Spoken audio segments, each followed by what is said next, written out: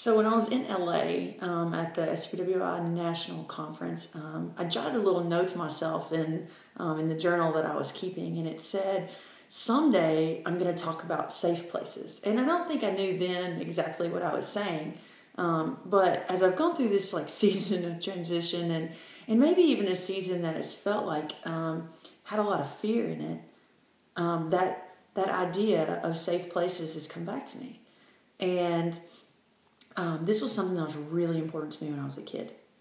I remember some of my earliest memories are of this fort that my dad made my brother and me, and my cousins would come and we would play. And I mean, there was always big wars going on in our backyard, just huge wars. And I mean, from magical, invisible enemies that we had to, throw corn at.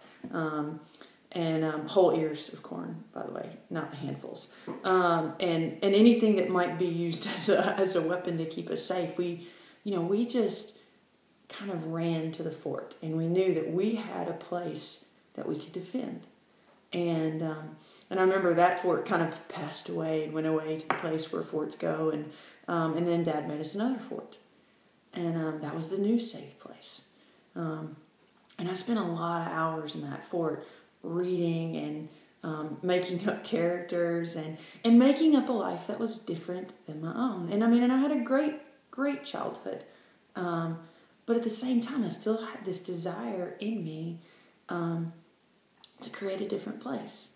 And ultimately a place that was even safer than the place that I was in.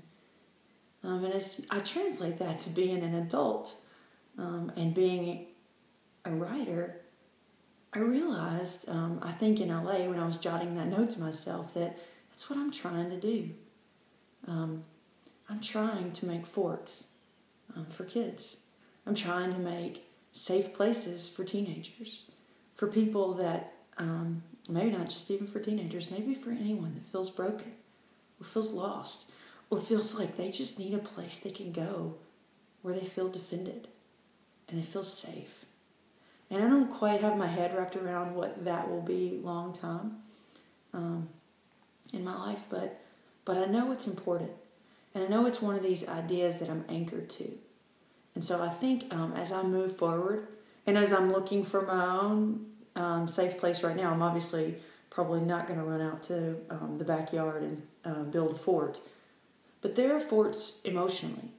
And those people are friends and community. And in the moments when I feel scared, I'm like, oh, I have some place to go.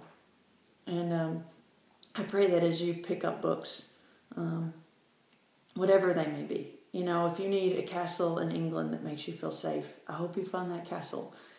And if you need a group of friends riding on a train to school to make you feel safe, I hope you have that. If you need a place where there's a lion in Narnia, where the animals talk, and there are ancient kings and queens that come to rescue you when you need help, I pray you find that place.